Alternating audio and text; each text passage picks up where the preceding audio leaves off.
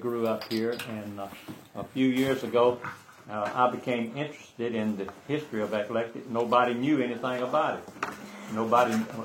Everyone knew that a Dr. Fielder founded it, but no relatives anywhere around, and so I started research and found a whole lot about it. Dr. Marshall Lucius Fielder was born in 1835.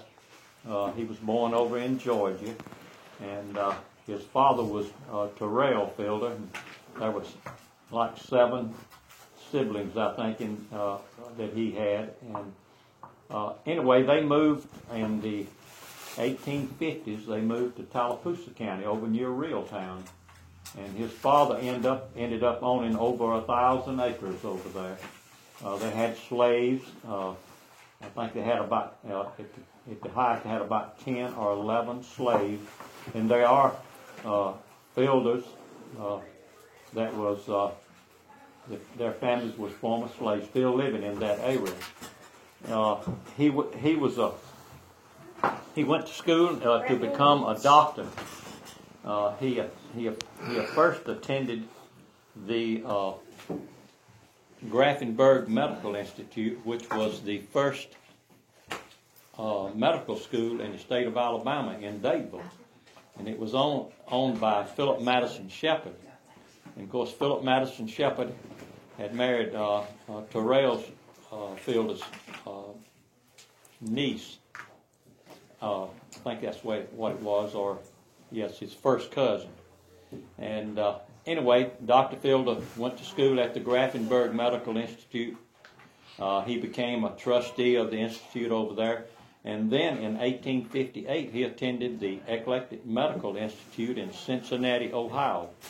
There was an eclectic method of medicine, and this method of medicine was I think it started in about the 1830s, and it was one of the more modern types. Before that, they would still bleed people and give them mercury compounds and things like that. And this was more of a homeopathic method of medicine. And it finally went out of favor in the 1900s. I think the school closed, I think, in about 1920 or something like that. But Dr. Fielder was in the Civil War. He was a captain in the Confederacy. He was actually a guard in his company, and another one was a guard for Braxton Bragg in Chattanooga. He went in, I think, in 1862, but he was out in 1863. He came back to Tallapoosa County, and of course, when the Civil War was over, his father lost most of the land, as most Southerners did. And he ended up moving to a little community right south of here called Good Hope. And he purchased land there. He became the postmaster there. While he was at Good Hope, he was head of the Grange. He was a Mason. And he ran for the legislature and was elected in 1866 and 1867, I think, to the legislature. No, it's 1865 and 1866 to the legislature.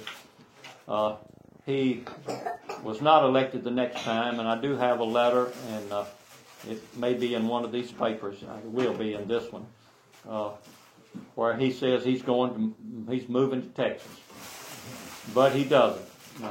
He moves like 6 or 7 miles north, and he purchases 122 acres here in Eclectic. And he gives a lot to anybody that would move. He gave a lot here for the First Baptist Church that we are on right now. And he became, like he say, he was a doctor. He wanted a post office, so he wrote to Washington to ask for a post office, and he received permission in 1879. That's when we say Eclectic was founded, is 1879, because when the community was called Pleasant Grove, and he put up a sign in front of his office, Eclectic. And soon, within 2 years, everybody was calling it Eclectic instead of Pleasant Grove. And Eclectic is the only town in the world named Eclectic. I did, there's some articles in here about, I've ran into people from everywhere. I ran into, I was in Germany one time and went into a restaurant and ran into a guy from Eclectic, a little town like this. Used to date his sister. And his mother sitting in front of us in church every Sunday. And so I was up on the Appalachian Trail one time and ran into a guy. And you know how you'll meet people and introduce them, where are you from?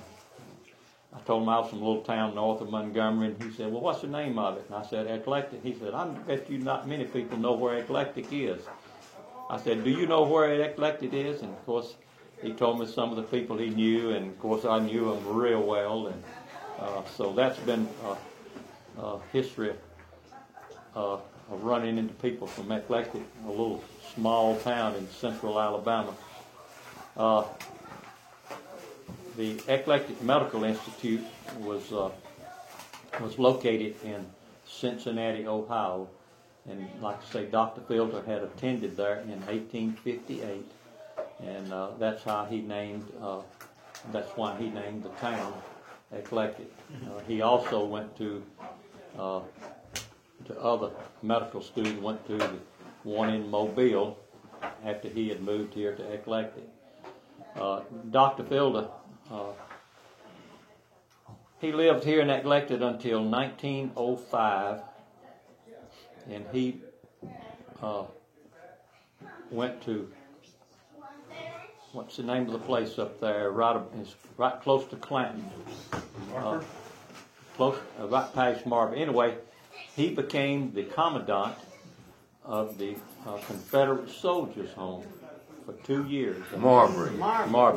Yes, he became the commandant for 2 years, and then he moved back to Wetumpka. He had sold all of his property in Eclectic by then, and also Dr. Fielder, of course, he became a doctor for the county jail, all the prisoners. It was in the county jail.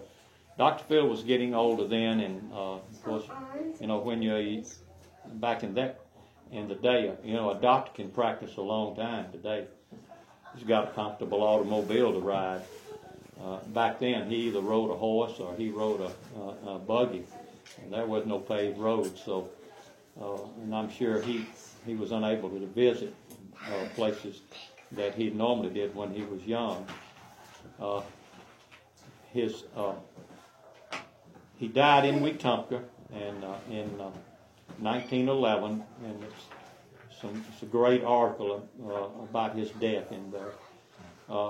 Another thing about Dr. Fielder had 6 children, had 3 daughters and 3 sons. Well, there's a real sad story in one of the papers here. You're going to see an article here on a tombstone. It says, Paul Fielder, wife of T.B. Betty, 1891-1940. That sounds a little unusual, doesn't it? Anyway, it's not quite what it seems, but it's an interesting story, and it's a sad story.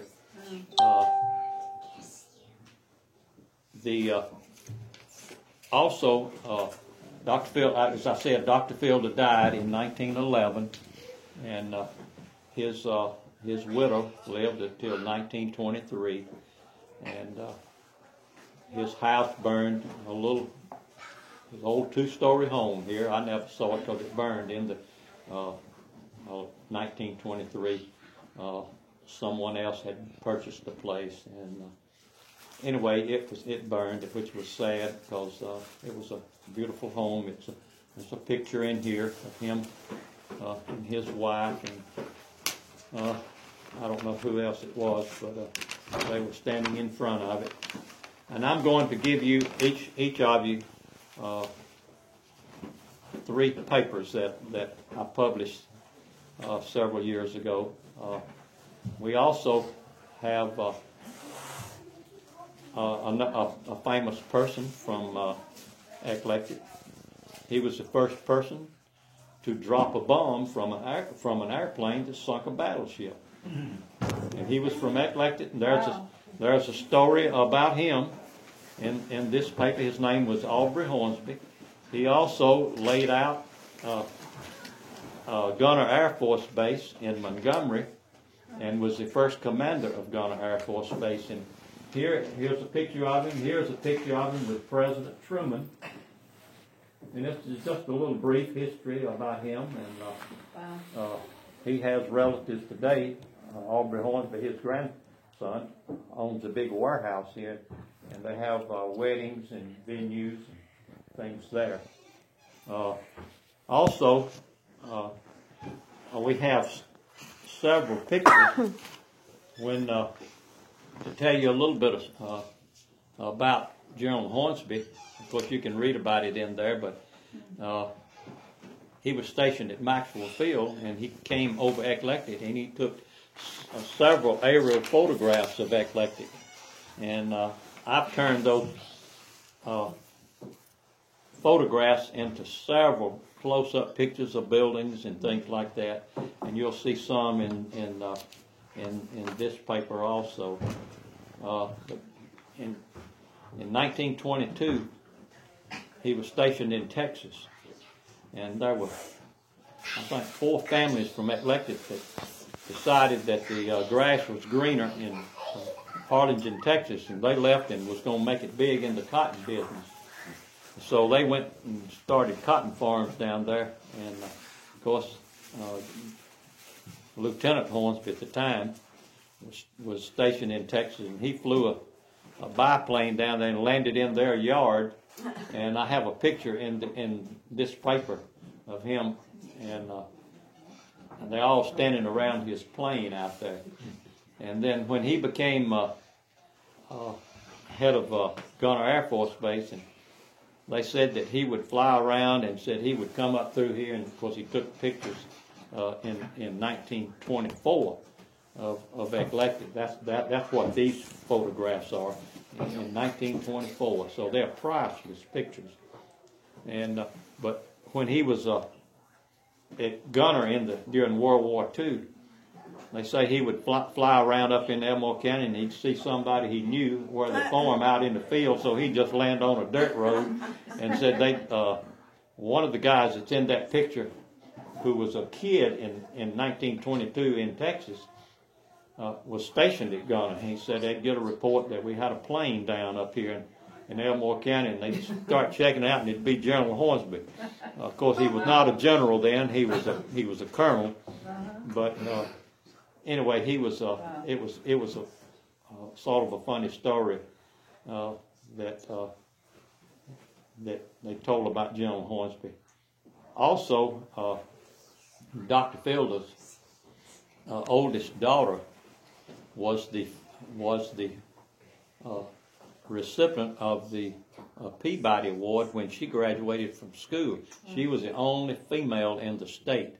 There were 5 males and 1 female, and his daughter, Lovey Fielder, was a recipient of this Peabody Award for excellence in education. She went to teach in the American colony in Brazil for 2.5 years. A lot of you may not know about it, but after the Civil War, many people left the Southland and immigrated to Brazil. A lot of them came back, but she taught for 2.5 years, and then she taught school for 53 years, and she was the first school teacher in the state of Alabama to draw a retirement pension. And anyway, Dr. Fielder gave the land for the Baptist Church, gave most of the property in town to anybody. He gave most of the funding for the Baptist Church, and I didn't. You probably didn't see it, and I'll show it to you in a little when we go back out. Over on this the left side of the door is a big bell that we have.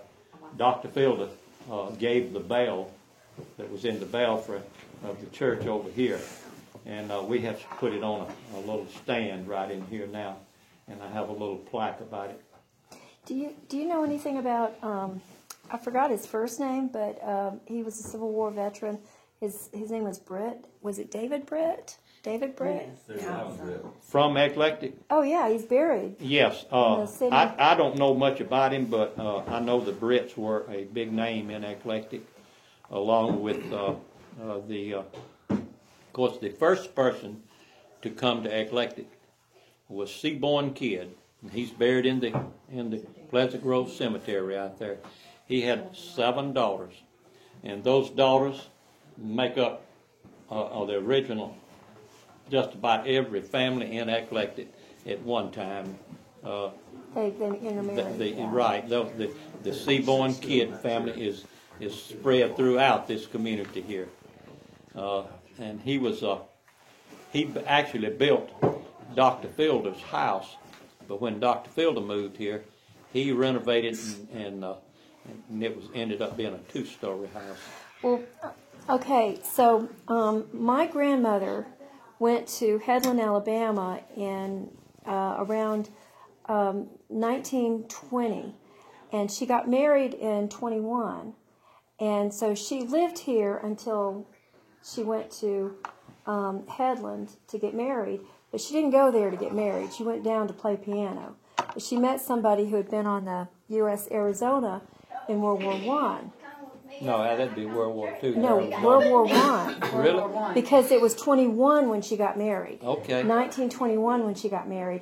And the U.S. Arizona was commissioned when he first got on the ship. Well, I didn't realize that. Oh, yeah. And so what happened is my grandmother's dress was made by David's grandmother. And now, who was your grandmother? Fenton. David the man, senior. Yeah, and she wasn't from here, but the Avants were, the 14 children were. And the thing that's interesting to me is that she lived here when this picture was taken. Well, she before. She because might this be is 24. she could possibly be in this picture, But because there was people standing out in the streets. Yeah. When he came over, They were and like, "What's they that?" were, an airplane was not seen in Eclectic, Alabama, in 1924. Very often, no. That's maybe the first one. It could have been, and you can see. Of course, you can't in this picture here, but I've zoomed in and cropped the original. I had 4 original pictures, and you can find people standing out looking up. One man's climbing on a ladder on a building. So that would be interesting to you to. Yes, it is very interesting to me because these people were the friends and family and everything of my grandmother. Well, if you want me Our to, grandmother give me was your Teresa's email there. address, and I will email you pictures that I have, and believe it or not, they are pretty plain. Yeah. For 1924. Well, when you enlarge anything, if it's got a good pixel, you've got great Yes. pictures. And of course, these were cameras used by the military. See, he was stationed at Maxwell Air Force Base in Montgomery, and he was an engineer down there also. And of course, the military had the best photograph equipment in the world at that time. Eclectic also has some interesting stories too. You're going to read in this one. An eclectic kidnapping in 1908. I have some pretty. It's pretty interesting. It's stated in the Birmingham News that the kidnapping was one of the most unusual cases of its kind in the history of the state. And there was 2 boys that was arrested. They were arrested for horse stealing. And but it's a pretty interesting Did story. they hang them? Do what? Did they hang them? No, they were innocent. But it's a great story, and it's sort of a funny story, also. And I actually, they supposedly had stole a horse and buggy from the Monarch Livery Stable in Birmingham. And I actually found a relative living in Georgia of the man that came down and with a deputy sheriff and got the boys in the dead of night. I found a relative of his living in Georgia when I He started told you to the research. story then. No, he didn't know anything about it. Oh. I found it in the papers. It made headlines in the papers.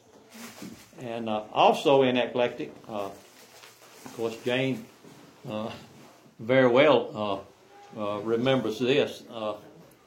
There was a attempted bank robbery in Eclectic that made headlines around the world. Was your mother there? Really? Oh, yes. No, it wasn't at the bank. No, it was not at the bank. It's not in here. I'm going to publish that also. Oh, dude. I have been so busy for the last few years building trails and restoring fire towers, and now I'm building a bridge. What kind of fire tower? It's a metal historic fire tower on top of Smith Mountain Okay. that our trail association owns, Okay. and it's open to the public now.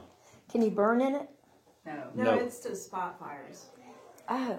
This is a fire lookout I tower. will never go up one of those Yeah, things. they're all Forget over. that. They're kind of all over the state. Yeah. Where about? Oh, I know there's some around Lake Martin.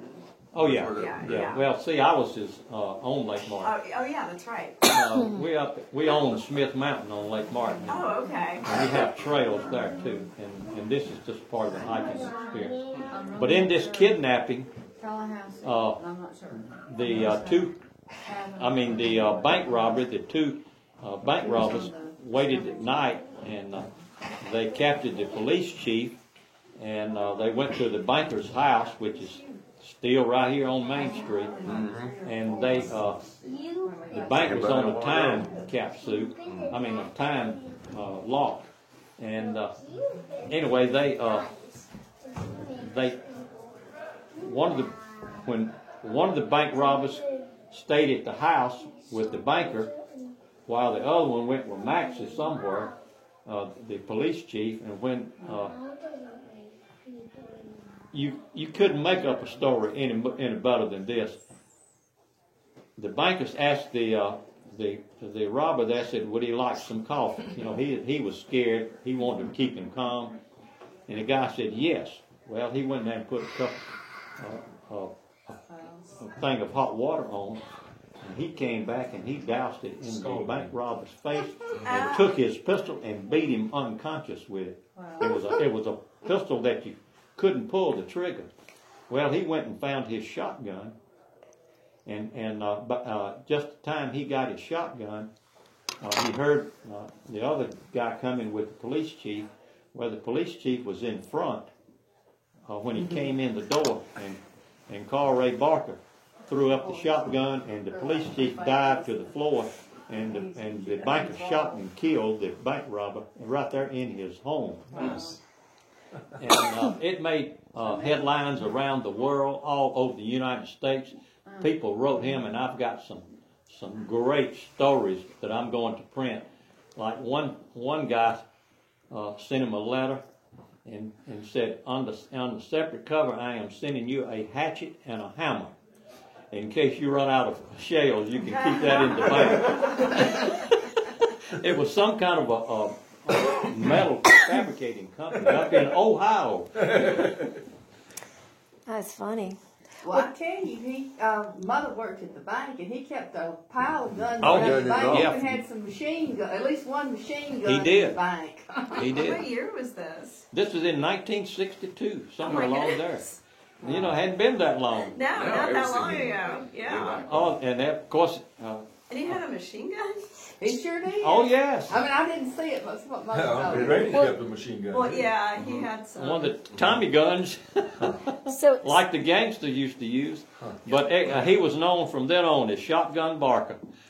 well, can you tell me anything about Flea Hop? Yes, I can tell you a personal story about me and Flea Hop. We used to have to go to Flea Hop to get shots. And of course, Flea Hop got its name. There was a store there, and they said if you went in it, always fleas hop on you. And anyway, I used that as an excuse. I said, I don't want to go to get a shot. I said, we go down there and them fleas will hop all over me. That's what they told I used to say when I was about 4 or 5 years of age. Flea Hop was a community. The real name was Floyd. I was born on Flea Hop Road, not too far from Flea Hop. The only thing that's left there where I was born is a well curb and a pear tree. And the old tenant house has been gone. But Flea Hop, there was a pretty thriving community. That and Good Hope, because Dr. Fielder lived there at Good Hope, not far from Flea Hop. Him and his father. His father died there, and then of course when he left Good Hope, Flea Hop area, he came to Eclectic then. Well, that's interesting because we've got a picture of the Avants in Flea Hop. It says this picture is taken in Flea Hop. Well, the Avants lived all around. Mr. Olin Avant lived on 63, not far from Highway 14. His house is still there. He was a member of this church. And of course, some things y'all might, I don't know where Jane has told you, but her family had I guess I don't know if they still, y'all family had a good bit of stock in the bank in Eclectic too, didn't they? And, well, some. Granddaddy was a director. yeah, he was a divided director. up. And but her father and her grandfather, they made well curbs, and they were famous for making well curbs because everybody in the country had a well, a big well Yeah, those were. curb. Yes. A curb is a concrete culvert. Yes. It was called well curbs back then, and they made them up there. They had molds, and they would make them mix it mortar by hand. All these old wells around here, and they were famous for that. That's good to know. I have some in my yard.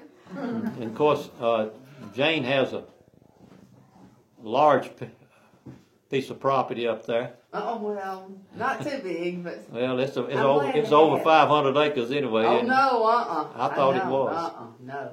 I don't have any 500 acres.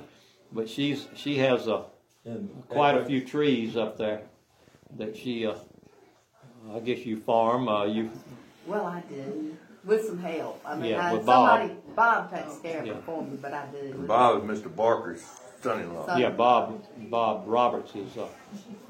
In fact, when the attempted bank robbery took place,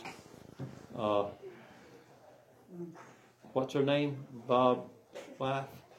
Beth. Beth. They threatened to kill her, didn't Yeah, they threatened to kill them all, and right. of course Ms. Barker was pregnant with Beth at the time, and of course Carl Ray, he was worried about losing a baby and all of that, and but Carl Ray Barker he's something else now.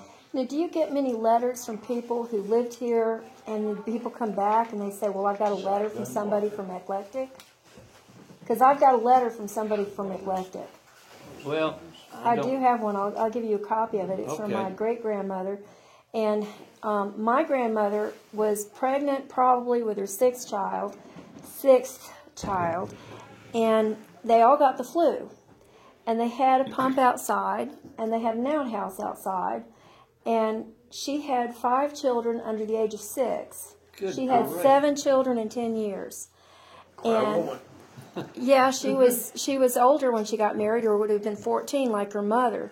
But what happened is she got a 3 or 4 page letter from her mother saying that she wished that she could come down and help her with those 5 children with the flu. And they were living here? They were in Headland, Headland. but her mother was living here and Okay. wrote from here.